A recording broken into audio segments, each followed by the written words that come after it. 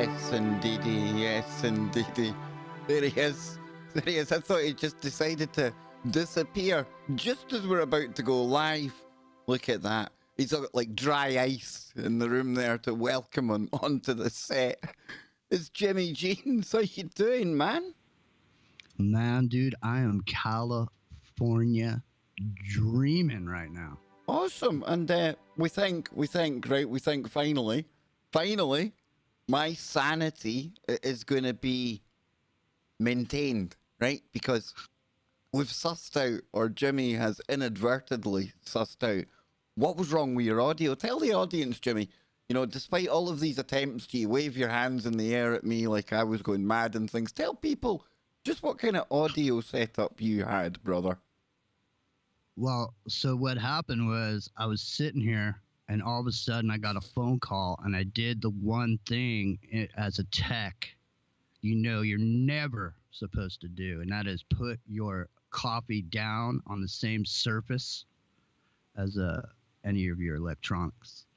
So I set my phone down and I knocked the glass over and it fell over in slow motion and cradled itself right on the faders of my board. Oh, Lothar. Love the Kev Bacon channel. It's extra crispy. The Kev Bacon channel. You know, we're going to be getting into some ancient Egyptian black goo in a moment. But there's a story. Because I used to get called Bacon in school. Now, you might think, well, Kev was in school around about the time of Footloose, Kevin Bacon, you know, at the height of his career and his prime. Not that dude that does adverts in the UK now. The real Kev Bacon, you know. But it was my own fault, Jimmy, right? Because over here we had a class called Home Economics. Now, it never taught you one thing about anything economical. It was like baking cakes and, you know, doing a bit of stitching here, a bit of stitching there, right? And we done cross-stitching one time. And it was back in the time when, you know, girls were girls and boys were boys and things were pretty divided, you know? And the old world, Jimmy. And us boys, you know, sitting there doing cross-stitching. Oh, pretty girly stuff. So we were very distracted when we were doing it. So my name is B-A-K-E and then R, obviously. Unless you're a little bit slightly dyslexic and easily distracted, and you continue the stitching on to the point where it becomes Kevin Bacon. Not Bacon, but Bacon. I carried on the R, dude. And the teacher spotted it, and that was it. From then on, I was Kevin Bacon. And then I got a streak in my hair, stupidly, and I became Streaky Bacon. So that was my nickname in school, man. Well, I think, you know, you should have a game show here on your channel called 6 Degrees of Kevin Baker. There's a game show, Jimmy. There's a game show that I can guarantee all of no people would ever want to play. Honestly, dude. Honestly. But what have you been up to, man? Okay, I'm going to let you do it. Lay out your idea for the game show. Hit me with it. No, I'm not going to do that. But I'll tell you this, or I will do that in a moment. But I still wanted to go back. So Kev was correct. There was something wrong because of the way I had things set up. I had 2 separate boards going into each other and wired in a certain way.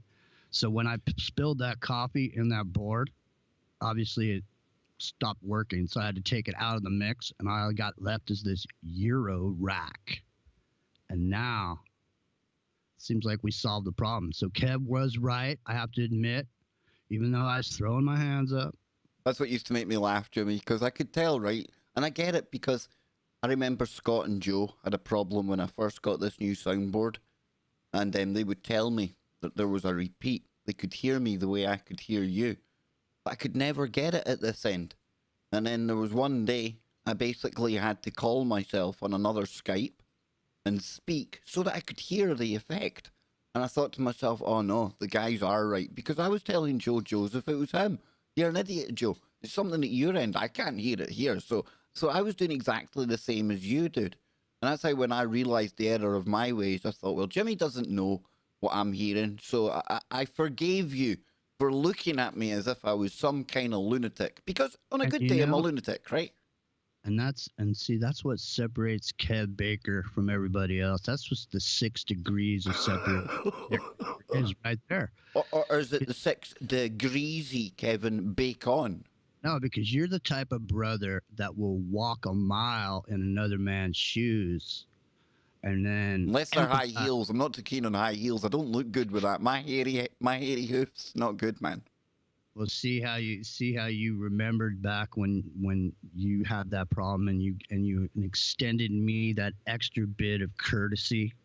See, that's what I'm saying. That's what separates. That's what we do for each other, Jimbo. That's what happens around the Kev Baker campfire. Right? That's right. I'm telling you, dude. And when I get the green screen, right? Because I'm not gonna get a green screen. I'm gonna get a sheet. I might get one of these new hats that are all the rage right now that keep you distanced and things. But what I'm going to do is I'm going to hang a green sheet off the back of it. And it'll be like a moving green screen, man. And I'll be able to like have the campfire all around us, Jimmy. And we'll be in Kev's campfire. How's that sound, man? That would be fresh. But yes, we've got Jimmy back today, so it's nice. I've got somebody to hang with, somebody to goof out with, and somebody to get into some ancient woo with. Because I did put on the title here that we're going to be talking about ancient Egyptian black goo. And it wasn't just to bait people in here, Jimmy. I've got the story here, but before we even get going to there, what have you been up to, man? We've been disconnected for a week or so. I know. Well, first I want to say I'm looking on my YouTube, and I don't see either of your channels as showing live right now. Well, there's people in the chat. They're watching it. They're live. We're all good. It. I'm just letting you know. I didn't get the notification. That's all right. That's okay. That's what happens, dude. Yeah. So no, I mean, this last week, it's been like 14 weeks of this whole situation that's been going on. And I mean, this last week, I really got to me. I had a lot of headaches. It just wasn't feeling good and stuff. And last week, and now you got your mojo back. Well, yeah, man. I just, last week was really, and things have changed here. In California, the whole vibe of everything is different. Good stuff. Sun's out. That's what changes it, man. Life is good. All good in the hood. You're back. You've got the mojo back. People don't have to worry. He's not disappeared. He's been streaming over on his own channel. All good in the hood. Yes. I've had to take care of the responsibilities, but I've been, like I say, low energy, man. This 14 weeks has been really long and drawn out, and just like it's seeming like it's never going to end. Well, we don't do low energy or any of that stuff on here. I'm saying today, and that's why, Jimmy, come on, man. Black goo. Many times have we goofed over the black goo? I know. We have. We've talked about it sensibly. We've had a good laugh about it. We've talked about how the black goo turns up in all of these movies and all of the kind of conspiracies that surround it, right? So imagine today when I go to my favourite website, you know what it is. I don't need to plug it anymore, folks. It's Mysterious Universe. We all know that.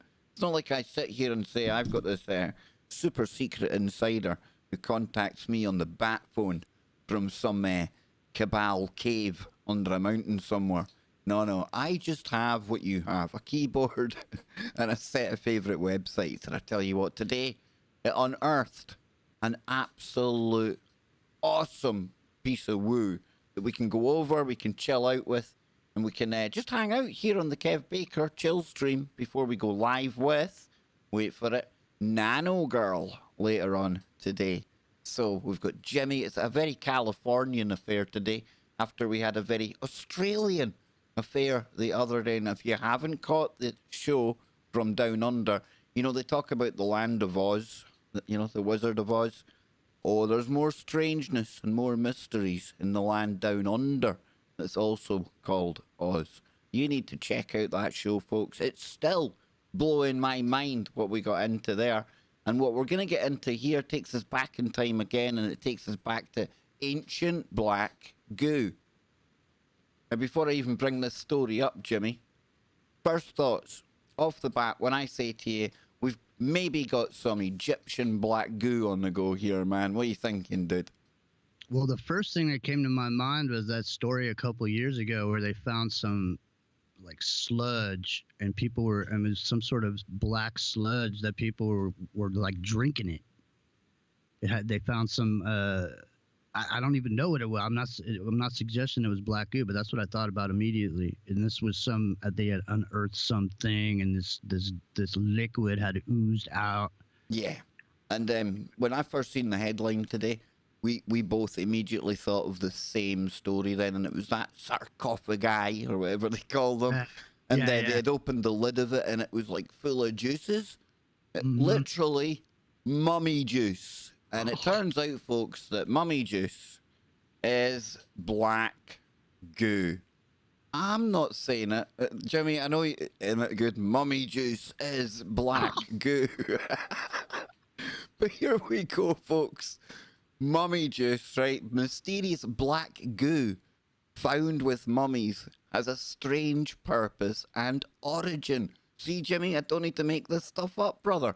Isn't it cool? Oh, yeah. Isn't this it? is wild. So it says here, Egyptian mummy juice sounds like a drink a bored bartender came up with during the what's going on right now. 2 parts Cairo vodka and Lothar. We still have to do that show about Freemasonry. Oh, we certainly do, brother. We certainly do. And I can tell you right now that the month of June is very sparse indeed. I don't have many of the blocks of the calendar filled up, so there's going to be plenty of shows we can get together there. And I hope Jimmy comes along for that one so we can get into the Freemasons. Blah.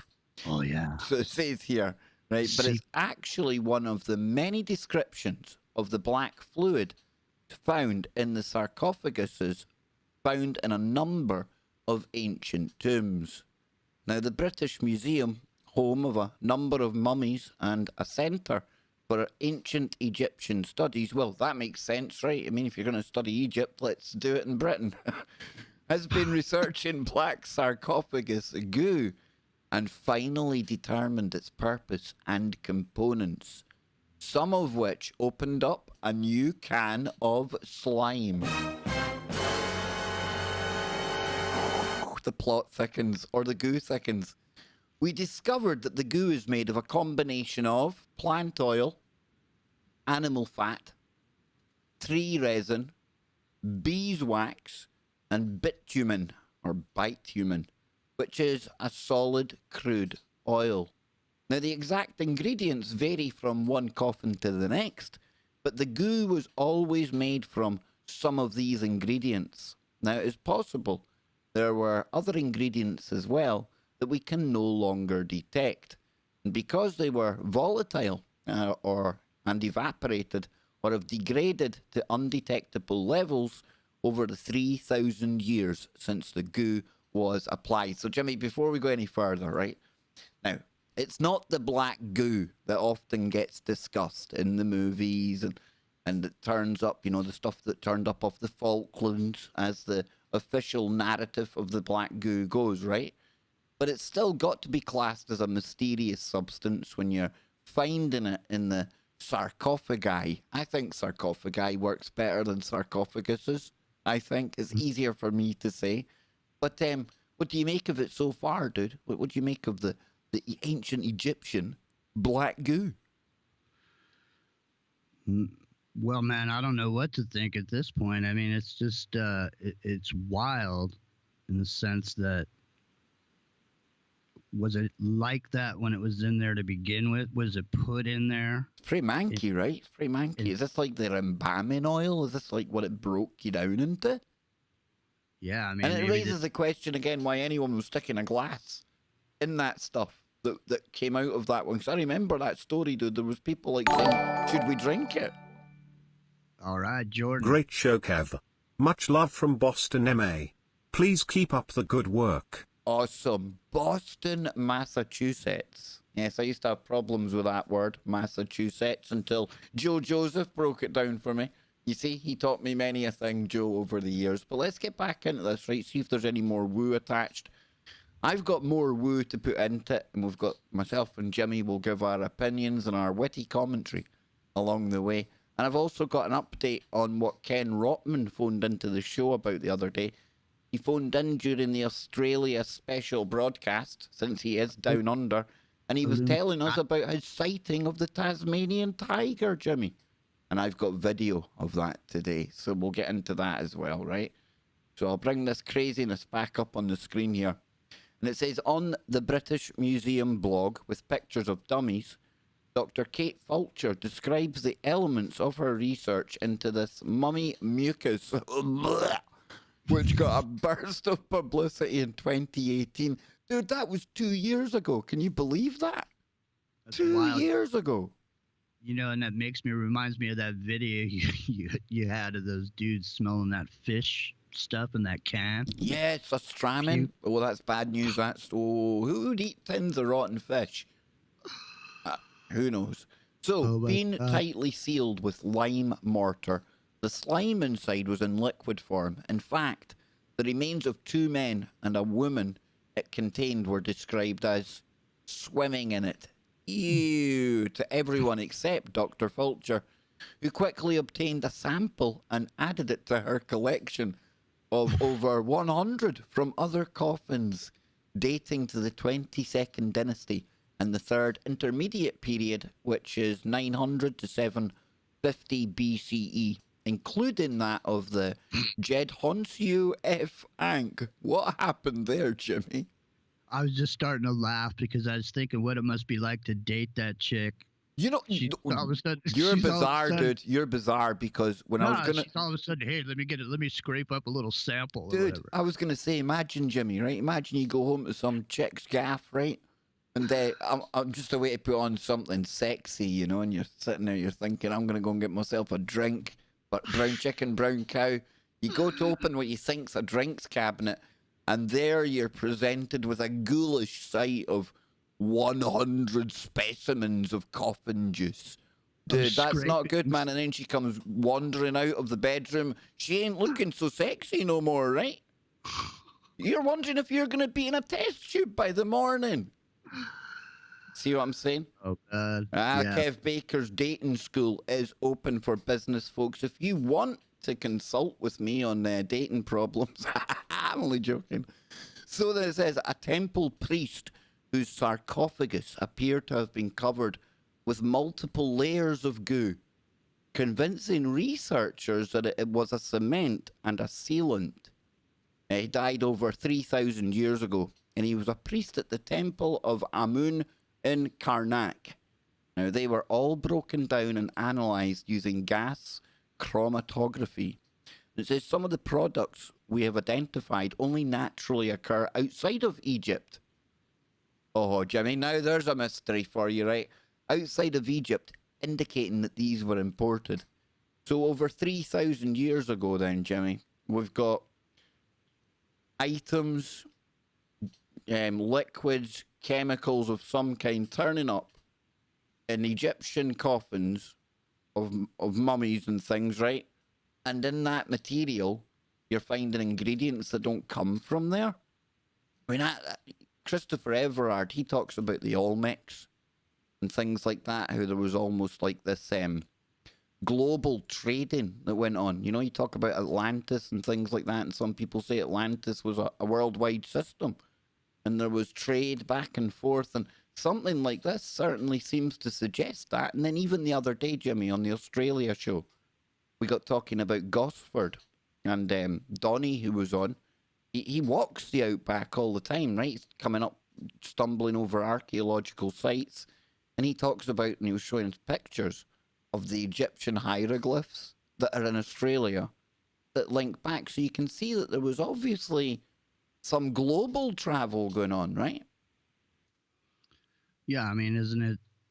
Didn't they sort of? Isn't the idea that they dispersed out to different spaces and then basically held the knowledge of? See, this is the idea, but I think actually there was more of a back and forth, and it was like it wasn't just like, oh, the remnants scattered. I think at times there was almost this travel, like we have today, but different. Yeah, I mean, I think you're right on that. I do think they did when, things changed and, the planet changed. I think they did disperse. But I mean, before that, obviously they were roving around the world.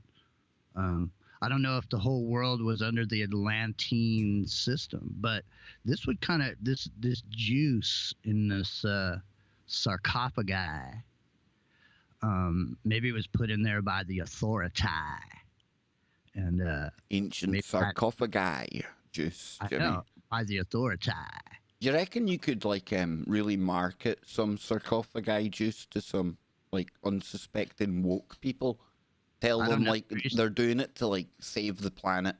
You know, if we start consuming the like liquid of 3,000-year-old dummy, I almost said dummies, not mummies. it'll in some way save the planet, Jimmy. You never know. Maybe that mummy juice is the juice you can use to start the next phase of that particular genre of being. Think so? You know, Think so? Yeah, Let's see what it says here, man.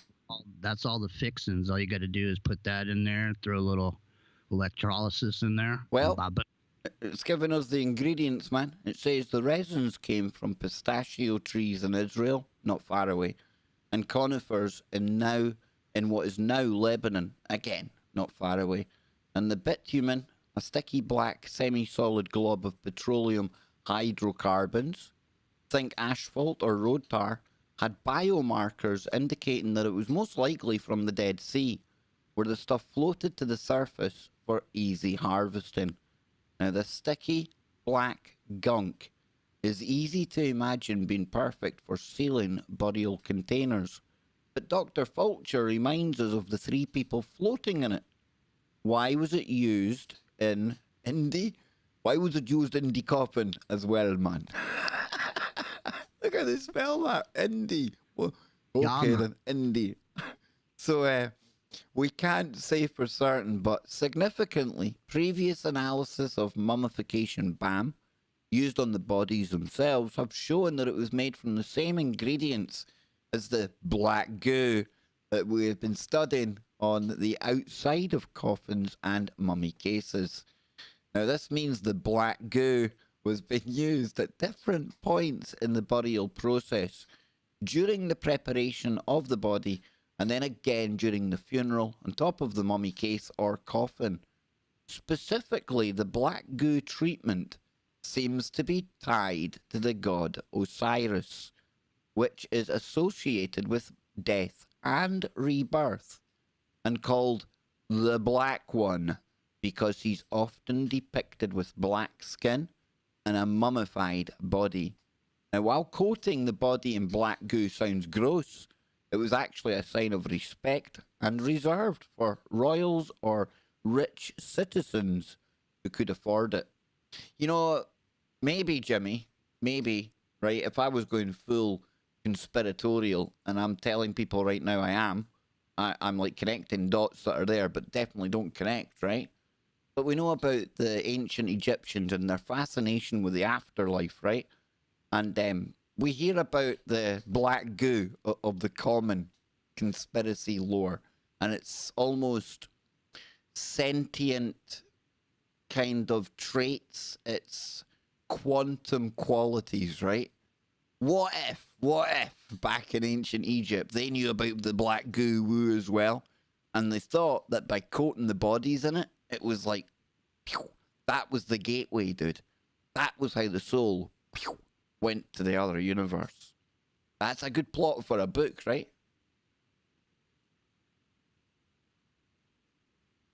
You're muted up or something, dude, because you're just... No, yeah. So I was just, I just phased in from the fucking. You were away you were over in the other universe, seeing if I was right, weren't you? You were speaking to Osiris, man. Channel him, Jimmy. Do it. I was, but no, you know what I was thinking though. The way this particular material sounds, it sounds like some sort of a sealant. And so if you covered the body with it, it would pretty much keep your innards airtight, wouldn't it? I mean, it'd kind of keep the insides. Yeah, you'd be like cocooned in it, right? Yeah, it's almost, maybe they're in suspended animation. They're quantum, dude. That's what you have to put on to get to the other side. That's what I'm saying. They're in suspended animation. An ancient Egyptian black goo, dude. Come on. Yeah. We've got a movie happening here, man. All we need to do is get a really younger looking Harrison Ford. Get him, like, raiding a temple. Get a sample of the goo, right? No, you'd have to have a hot, super physical female. No, character. you've never heard of that No. term. Get woke, go broke. Nah, it doesn't work for movie franchises, dude. It doesn't work. You gotta get Angelina Jolie for this role. You think if I was in contact with Angelina Jolie, we would have any time to make a movie? You need your head read. Anyway, guys, getting back to this. That's for another show altogether. If your kids are showing an interest in Egyptology, here's one final bit from Dr. Fulcher that could get them really excited about finding a career in the field. There is more to be discovered. Most of the research so far has been into later examples of black goo. We hope that looking at examples of or from earlier times will tell us how the ingredients changed over time.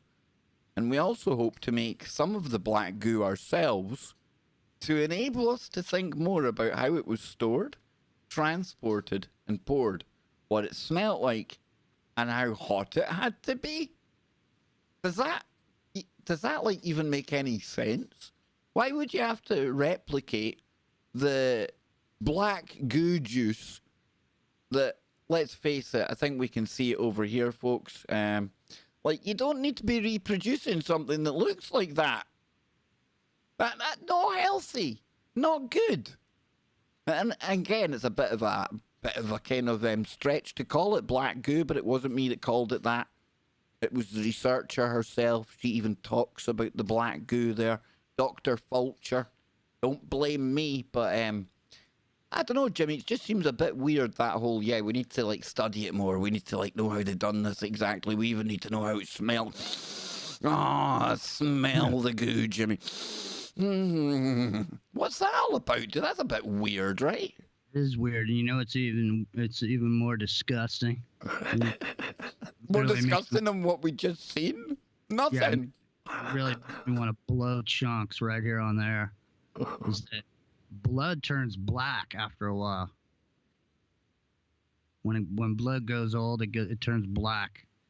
I mean, can you just imagine the oozing funk of 2,000 years? I mean, man, some people can't even go down to the grocery store and back without sweating up a storm, stinking the whole place up. Can you imagine 2,000 years of funk?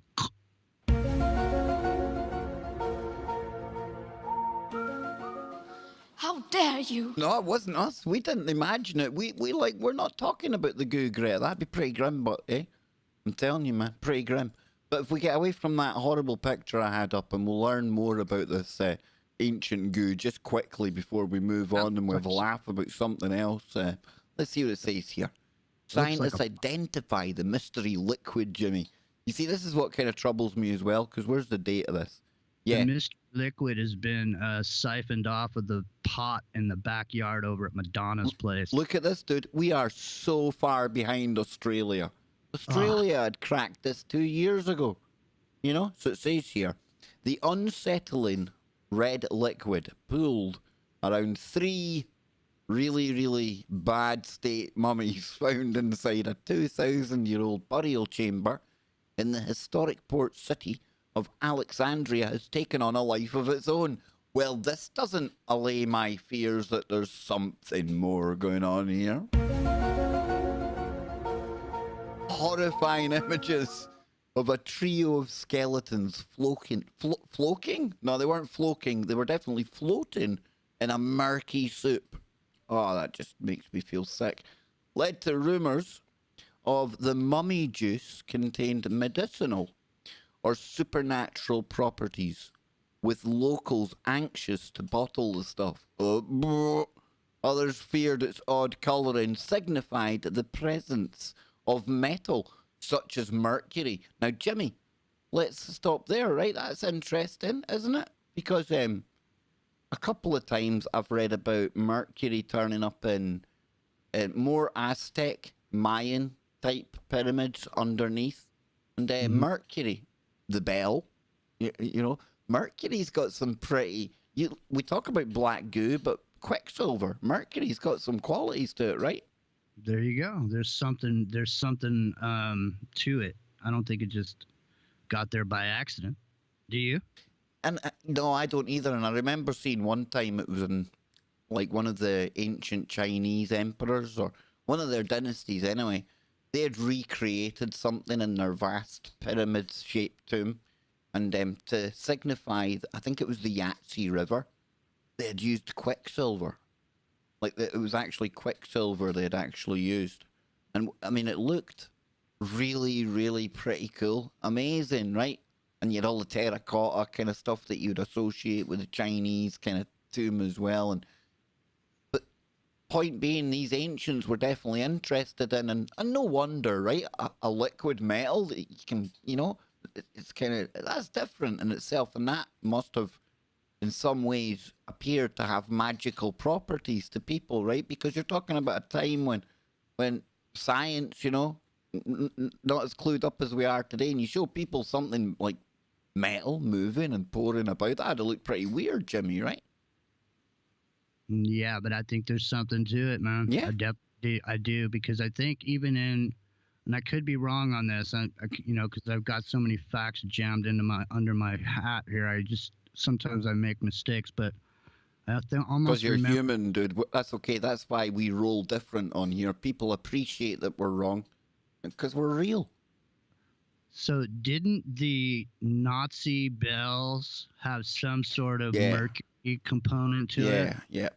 Yeah, I thought so. Yeah, so I mean, there's something there that we're maybe modern world hasn't found the same kind of utilization as has been used in the past. I think. I mean, it's interesting that it's in there. No, I agree with you totally, Jimmy. And I wasn't expecting to read that there at all.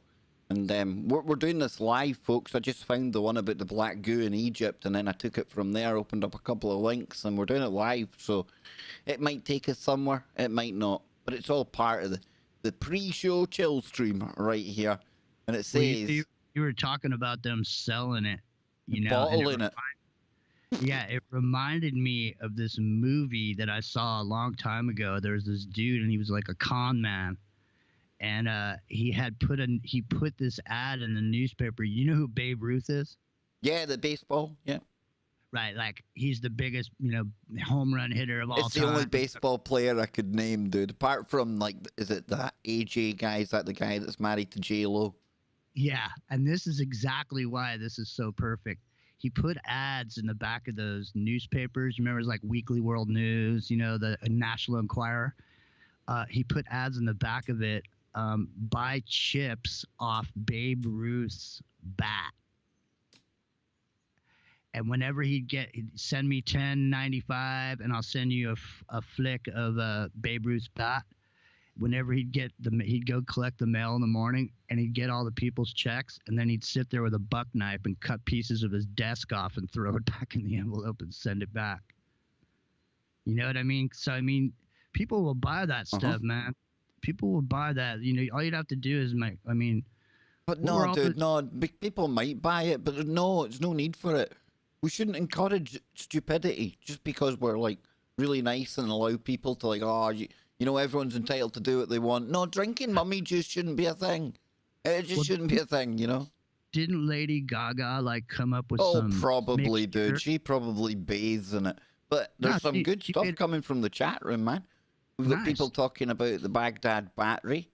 That somebody, Adrian says, I read about the Baghdad battery when I was 10. And that was a life-changing moment for me. Started to question everything since then. And that is, I'll bring it up.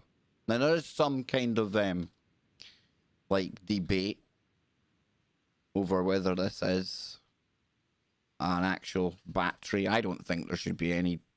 Well, I'm talking about the hieroglyph thing. Wait till I go to the hieroglyph, Jimmy. You know what I'm talking about, don't you?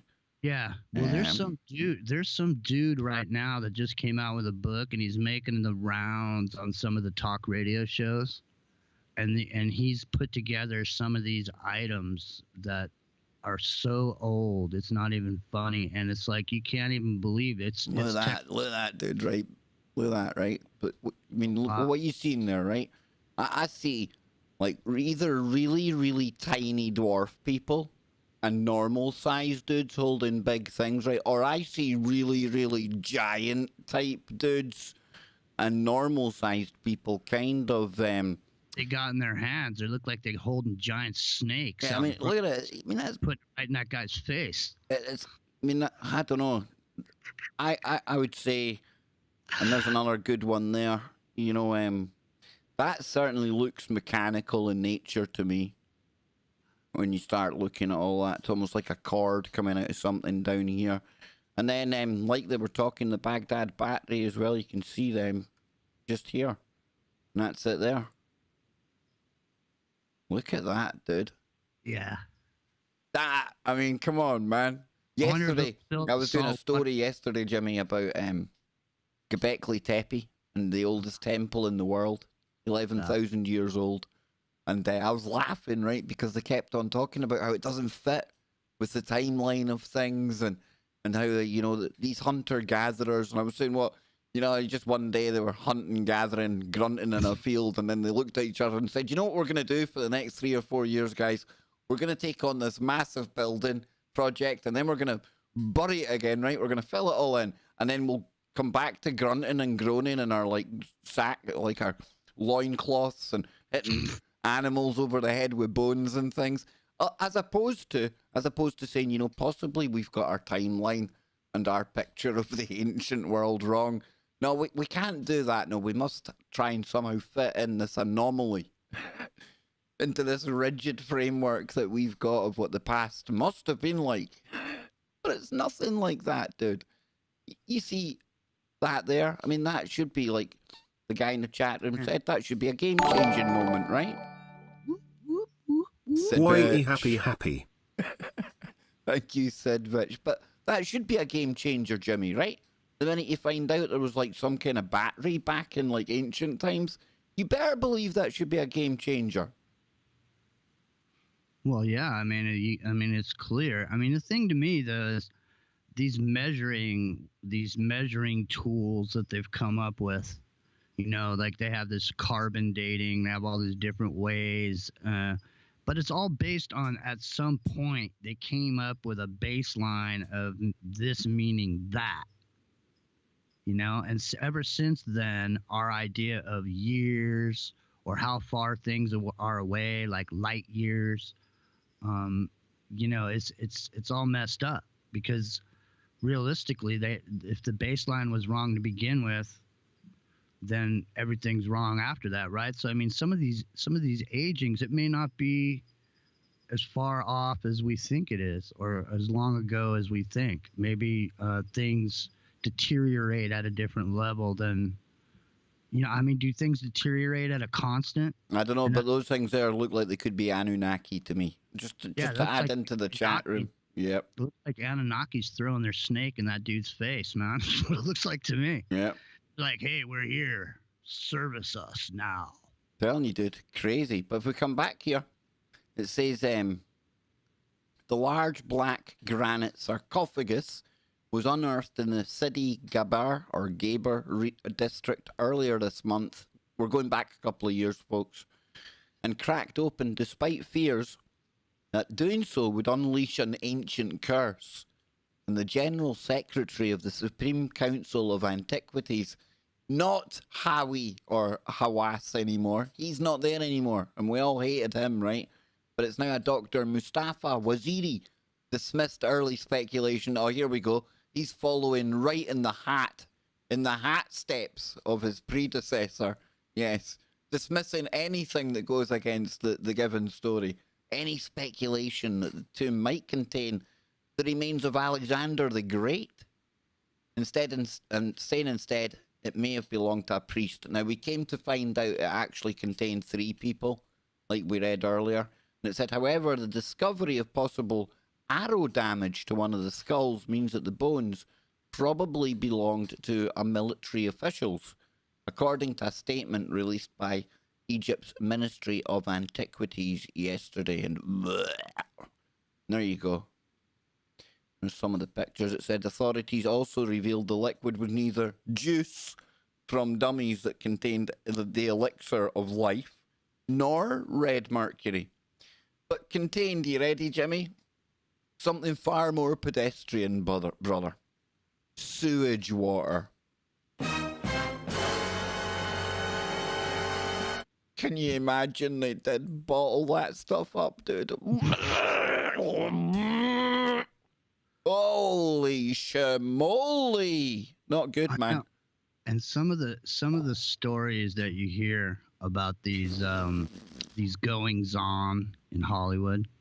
Oh, why are you going there, dude? Why are you going there from Egypt and sewage water? Because this soup reminds me of something you might see at one of these Abramovich parties. Oh, dude, why? No, why are you even going with that crap, Invitation man? only. You know what Dude, it is? Invitation only. Come on. It's the invitation only buffet, man. Oh, whatever, Jimmy, whatever. Anyway, back to this. But the ugly, or in this case, smelly truth has failed to scare off believers, even inspiring an online campaign.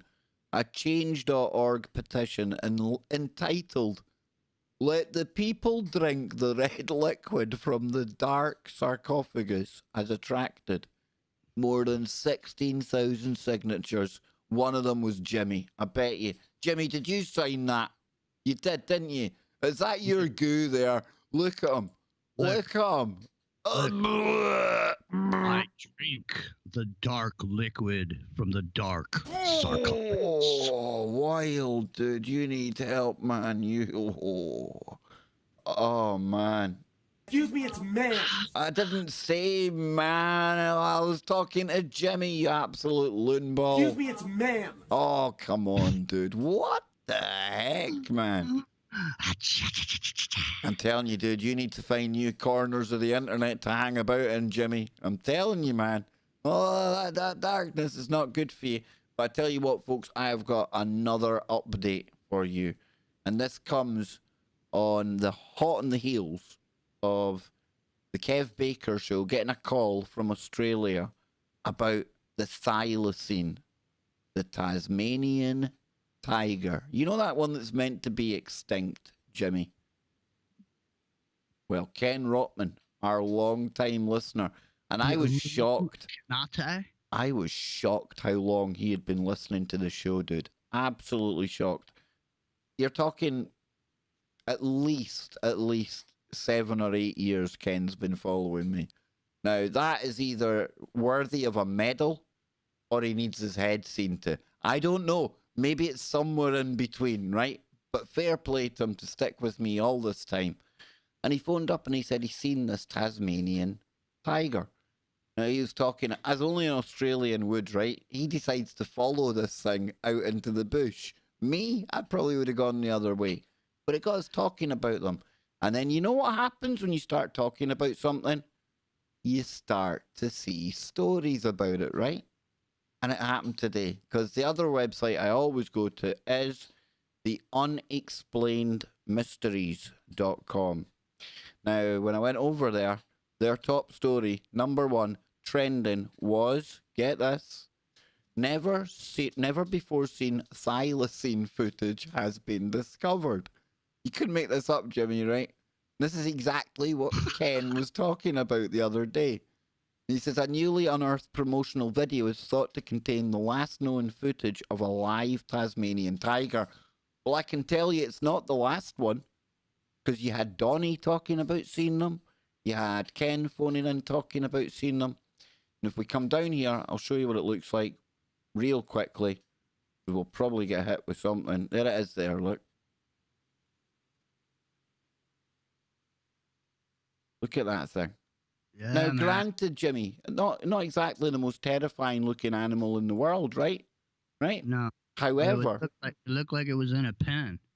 yeah, it says here, if we get more into the story, it says the animal itself, the black and white clip, which was released today by the National Film and Sound Archive of Australia, had been part of a 1930s travelogue entitled Tasmania, the Wonderland. And the animal itself, an individual known as Benjamin, shame it wasn't Benjamin Button, it might still have been alive today, but was captured on film pacing around its enclosure in Hobart Zoo in 1935, making this the last known footage of a live thylacine. Well, no, Ken has got the last known footage. in his head because he's seen it with his webcams, his eyeballs. So zookeeper Arthur Reed and an associate rattle his cage at the far right of the frame, attempting to cajole some action or perhaps elicit one of the marsupial's famous threat yawns. A threat yawn? Is this what it does, Jimmy? Does it make some like guttural yawning noise? Damn, only in Australia, right? Oh man, I don't know. They got some wild. I mean, Ken, the Illuminati, Rotman. Good guy. I know, and you know what he used to have to do is he used to have to put all these fences like underground to keep the snakes from coming. He doesn't live at this place anymore, but he used to live out in the bush, man. And He's still out in the bush, Jimmy. I think he said he was at a caravan now or something like that, but he's back out in the bush. Oh, he is? He was at the coast for a while, and he was talking about the waves and all. He was talking about how some animals like thought they were living where he lives now, and he had to kind of get them out so he could get in. And I don't know what it is about Australia, man. It's just, it's rugged. It is. I want to go there. Yeah, the people seem real. I know that sounds weird, but it just seems like almost one of the last places where it's, I don't know, you get like real people. Well, throwbacks, shall we say, to the old world, man. I know.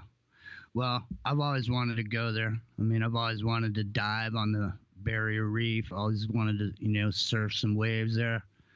But, it's intense there, man. There's lots of sharks. Recently here, where I live, there's been a big influx of sharks.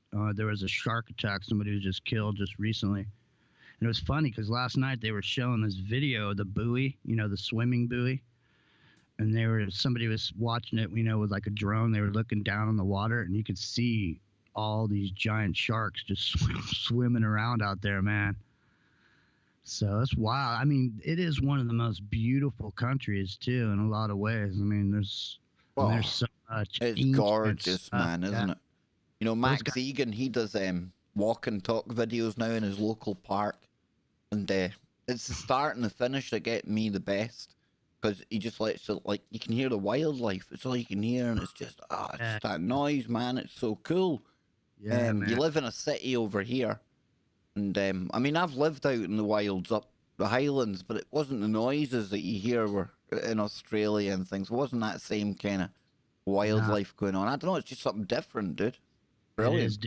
Yeah, and I mean, just the difference in the way stuff sounds, like, with those certain kind of trees and the certain kind of birds, it just has a sound. I mean, and you can listen to some of those sounds on the internet, to kind of go to sleep or just kick back, too. But, I mean, imagine just being out there in your tent, man. It's all dark. That's where you want to be, man. Just bimbling about in amongst that. Yeah, man, look at it. Look at that. It's pretty cool looking. Hell yeah. You ever seen that movie Walkabout?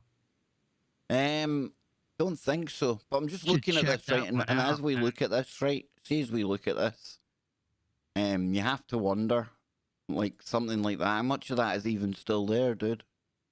After everything that's gone on this year, and it's about these kids and their parents and everybody go out in their car for like a day out in the wilderness or whatever, and something happens and the parents get killed, and these two white kids are in the middle of the outback, and they don't know where to go or how to get there, and so they just go out into the outback, and they meet an Aboriginal dude, and they all walk together. They're children. It's really you'll really enjoy the show I done with the Australians when they came on.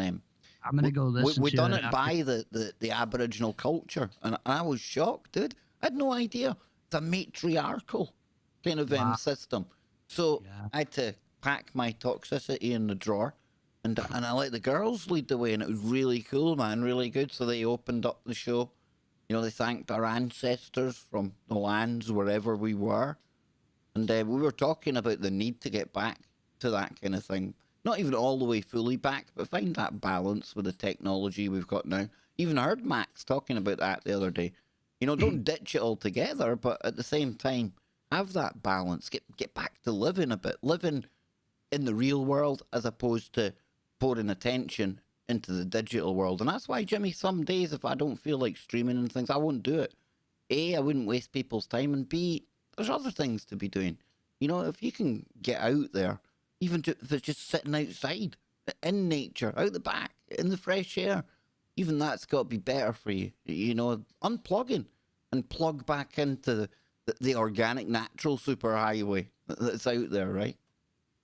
Yeah, I mean, over there, they got parakeets just flying around in the trees, man. Like, you know, the birds we see here in the city that are just brown over there. Look at that color, Jimmy. Look at the color of that. I mean, I know. the color And you only get dude, there, right? You remember there's a guy by the name of Maury Halford, and he was one of the first guys to put forward the aquaponics idea by growing vegetables with fish in sort of a commercial kind of way. But he kind of made it popular because you should see the size of the food that this Maury Halford grows. Look at that. You should see the size of the food he grows, the fish, the size of the vegetables. I mean, it's unbelievable, man.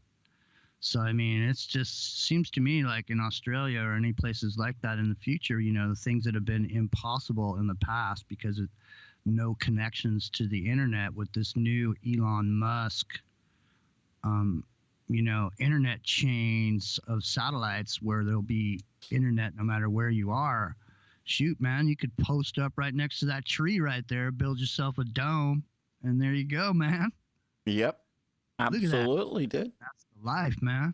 Yeah. Throw your line in, you know, sit. Hey, you got all day, right? Go What and do you fish tell me? down the billabong, you know. That's Throwing what I on a mean. shrimp You on the got all day. barbie, Jimmy. We could get into it, dude. Me and you'll just go. We'll just go walk about, man. Let's go walk about, man. Couple of loincloths, fishing rod, Let's you know, go walk about. the outback, Sure. you know, between me, you, and the horizon, Jimmy, and away we go, man. We'll There do we it. go. We'll go all the way All to Uluru and back again. How's it sound? You think so? Sounds good. I'm there, man. Yeah. I mean, you don't have to ask me twice. So you gonna come and hang out with me tomorrow on a pre-show? Sure, I'll be here. You sure? I'm You definitely sure it's not gonna encroach on your hectic social life that you've got going on over there, man? No, You I'm sure all now? good. Yeah, no, I'll be here. You just let me know. Is it going to be the same time, or you know, just let me know what time. Similar and then time, yeah, similar time. I've got one more quick one we can look at before we go away today. Where is it? Nice. It was just a quick update. It was like, because we talked about the Tasmanian tiger, I thought we would take it back home closer to where I am here, and more mysterious cats. You know, the UK, right? We often talk about Bigfoot on here, Jimmy, but I would say that the mysterious big cats is more of a thing over in the UK, right? And there was a story again on the mysterious universe, and I'm not going to get too deeply into this. It might be something I'll follow up a show on sometime. But mystery big cats are being reported across Scotland. So it says recent accounts have indicated that the Loch Ness Monster is not the only thing lurking in the Scottish wilds. Stories of panthers and other large cats roaming the British countryside have endured for years and are the basis of several legends, including the Beast of Dartmoor and the Beast of Bodmin Moor. In Scotland, which is home to a large amount of empty wilderness and woodland, exotic big cats have not only been seen, but also captured. And one notable example was a puma named Felicity that authorities managed to capture near Loch Ness back in 1980. In 1993, another puma around Aviemore in the Cairngorms. And the Cairngorms, that's where you see the big grey man of Ben McDoo. It's a weird place, let me tell you. We've got skiing resorts there, Jimmy. You know, that's how cool the Cairngorms is. It says now a number of social media users have revealed their own encounters with large cats in Scotland, and it seems to be that the phenomenon is still as prevalent now as in the past. And one witness described seeing a huge black thing which slinked across one of the back farm roads in rural Fife, while another said they'd seen a massive black cat near Dunfermline.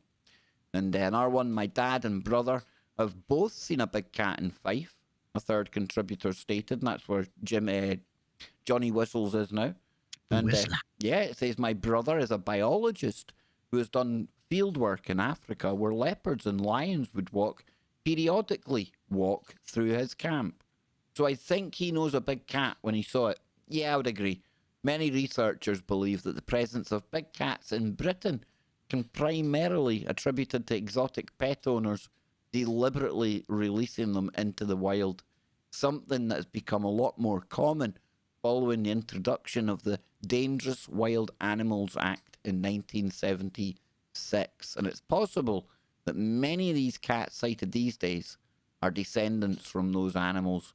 And quite possibly that explains a lot. But look at that. Look how gorgeous that thing is, man. And with it being so wild, I mean, I know there's lots of wild kind of feral cats out there. And, you know, you leave them up in the hills, you know, left to roam. Who knows what size they grow to, dude? So I'm quite open to the whole big cat thing. I don't think there's anything too otherworldly about these things. I think they're very much of our world. But still, imagine coming across one, just walking home from the pub one night, a cat the size of a small horse passes in front of you. You're definitely going to end up shitting yourself, man. I don't care how hard you are, right? Unless you're an Australian. Unless you're an Australian. Yeah, unless you're an Australian. Hey, there goes a kitty. Yeah, just seen a big cat on my way home, guys. Kitty. Hey, kitty, kitty. Sheila. Bruce. Well, all I know, man. How you culturally inappropriate, Jimmy. You never look a black cat in the eye when it's crossing your path. That's all I know. No. Oh. My black and white cat, you can look it in the eye, but it knows as soon as it looks at you, it manages to get anything off me. I'm just a big softie when it comes to cats, man. It's not good. But have you ever watched Tiger King, Jimmy? No. Oh, dude. Talking about releasing tigers into the wild and all. I tell you need to watch the Tiger King. I went into that and I thought this is going to be absolutely gumph. What on earth am I watching? I thought I need to see why everyone's talking about this, right? Mm. And then about 2 days later, I had finished binge watching the entire lot of it. I'm telling you, it's one of the most fascinating and weird documentaries and stories I've ever seen. Well, I never watched The Tiger King, but I lived being right with tigers in my life. So I spent about 9 months working with big cats and elephants when I was 18 years old at Marine World, Africa, USA.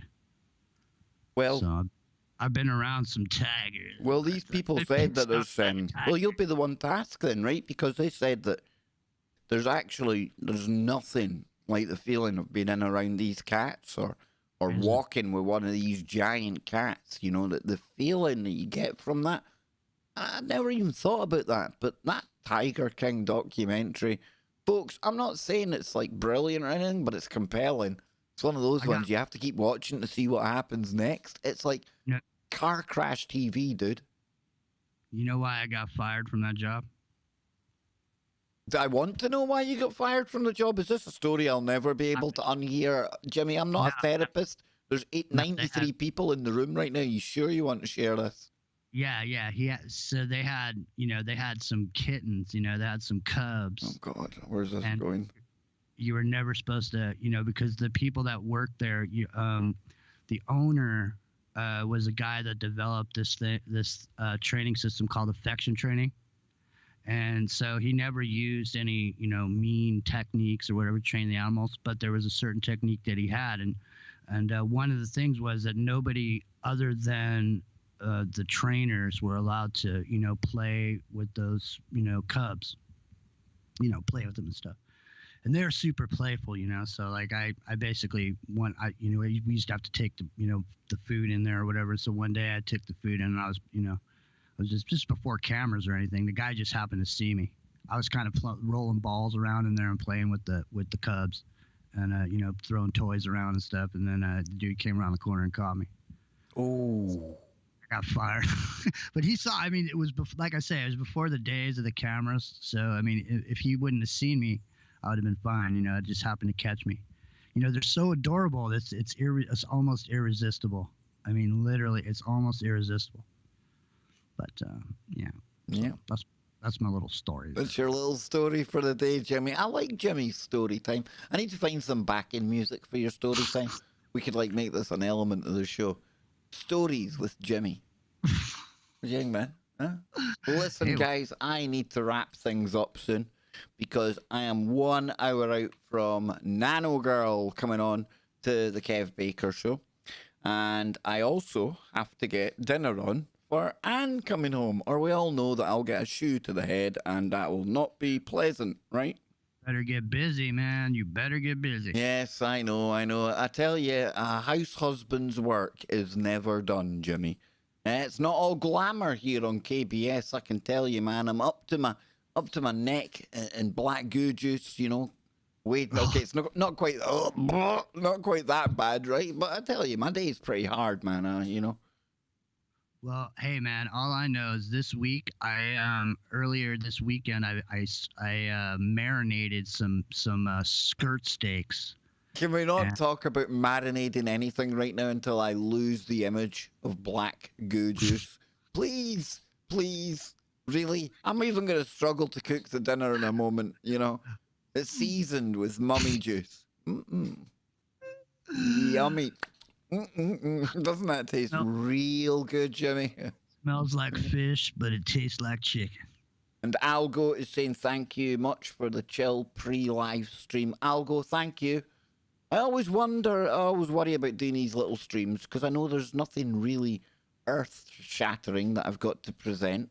I just kind of get into some of the woo that I come across. Myself and Jimmy, we add in our kind of magic. I'm sure that you're gonna have a good experience today with Nano Girl. Oh yeah, but I mean but when it comes to this pre-show stream, there's really, that's all it is, just chilling out, It's just somewhere to come if people want to hang. You might be interested in what I've got, you might not, but that's all right. I just like to open the doors, Jimmy, very welcoming here on KBS. She is going to be in a good mood today because I'm telling you, the Central Coast, she lives just, so many 30 miles from here, 30 minutes.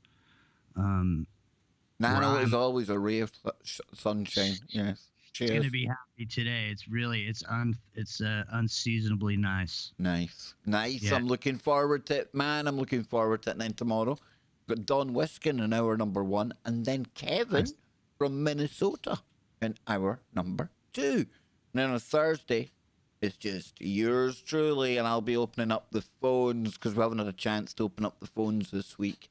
And yes, I think me and Jimmy one day this week as well will open up my Skype line during one of our daytime streams, so you can all fight to be the first to phone into the KBS hotline. Yes, we've got the hotline. Some people thought I'd forgotten. No, I haven't. It's still there. And I've got the mojo back now. Again, like I say, folks, you got to be feeling it. I can't force it. Like same as I wouldn't force you to come here if I wasn't feeling it. And it's very much the same with the phones and things. But I'm feeling it this week, Jimmy. I'm feeling that vibe, man. Yes. Yeah, well, if it don't fit, don't force it. And get in where you fit in. DJ B2 turns up right at the end. Oh, DJ, I'm sorry, dude. I'm sorry, man. Yeah, always happens to me as well. Happens to me. Usually I see a stream I want to see. I'll go click it. I'll look at the red bar down the bottom and I'll realize, 2 hours I've missed. Something like that. Not good, man. Not good. You can never quite get the vibe when you join in halfway either. It's hard to pick up the vibe. That's why I usually lurk when I go to live streams, usually. I imagine you don't lurk though, Jimmy. I imagine you're not a lurker in a chat room. If I'm not there and if I'm not going to be active, I won't be there. If you don't see me saying something, I ain't there. Oh, you're one of those ones, are you? You feel you insist on announcing your arrival in the chat rooms, do you? Just saying, the whole reason I come to the chat room at the Kev Baker show is because I like to get involved. You like to chat up the Cougars. Admit it. Well, that's one reason, but I mean, I also like the interesting conversation that goes on, and I like the camaraderie and the family type atmosphere. Yeah, crazy ass bastard. I love you, man. Honest to God. Jimmy Jeans, folks, he's 1 in 7.5 billion. I can assure you of that. But, folks, we're out of time. I will be back in an hour or so over on tfrlive.com. Jimmy's doing mad crazy stuff. He's dancing away. I almost feel the need to play some conspiracy music, but I've forgotten what button it is. I know this one. Excuse me, it's ma'am. I know that one. That human soup just got me thinking about Madonna, and whenever I think, Oh, here we go. All right, you getting in vogue. You getting in vogue. I thought Jimmy was going to lower it again. You know, I thought you were going to take us to the dark and crazy worlds that exist on the internet. But we are out of time. I'm going to go and get the dinner on before I get a shoe in the face. You don't want Anne's shoe in the face. Not good. And like I say, Nano Girl today. So please, please, please join us in one of 2 chat rooms.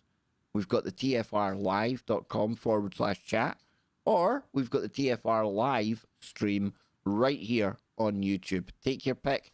As long as you're there, that makes my day. And I know that it'll make Nano Girl's day as well. And hopefully, Jimmy, you on later on at all? You streaming on your own channel? What you up to now? No, I'm not doing anything. No plans today? No, man. You know what? I'm staying away. The only time I'm gonna be on the air, pretty much, unless my show is on, is if I'm on with you, because and we're only gonna be doing fun things because that's what I mean. Yep. Other than that, just assume I'm living my life. I'm at the beach. I'm watching waves. I'm walking in the redwoods. I'm doing whatever it is that I'm doing because I'm going to take full advantage of every moment I can, and I'm not going to waste away in the house anymore because I now understand how valuable and important it is to take advantage of every minute, man. Absolutely, brother. Absolutely. You know what I mean? Armand, he just got here. Excuse me, it's ma'am. Yeah, Armand, good to see you, brother. That's okay, Algo. That's okay. All good in the hood, dude. That's okay. So then, I will be back in an hour. And then tomorrow, what's happening tomorrow? Tomorrow, Wednesday. On Thursday, I may do the simulcast show. Maybe. We'll see. Hopefully. Who knows? But definitely Freaky Friday simulcast. And yeah, we'll be back tomorrow. We'll find something fun. We'll find something weird. We'll find something strange as well. And we'll open up maybe we'll see how we feel. The KBS hotline. What do you think, James? I can't wait, man. Good Seriously. man. Good man. Yeah. So, I hope you all managed to forget the image of the ancient Egyptian black goo. But when it comes to black goo, I definitely think there's a lot of woo in there, isn't there, man? Excuse me, it's ma'am. I wasn't talking to you, you absolute lunatic. How dare you? And I wasn't talking to you either. So on that note, we're out of here, Jimmy, and it leaves me only one thing to do. Keep your mind open. Keep looking for the woo, but not to the point where your brain turns to black goo. And no drinking Egyptian coffin goo. Blech. Blech. Blech.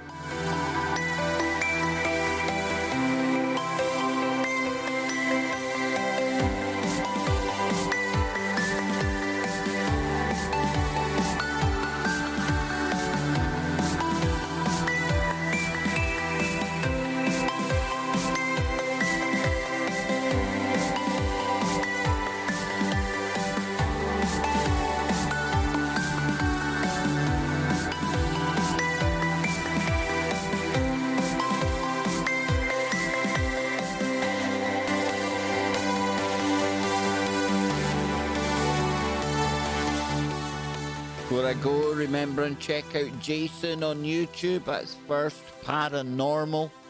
Get him up to 400 subscribers. Come on, I know you can do it. And don't forget to subscribe to Jimmy Jeans as well. He's up near those numbers too. 333 the other day. Evil, so he is.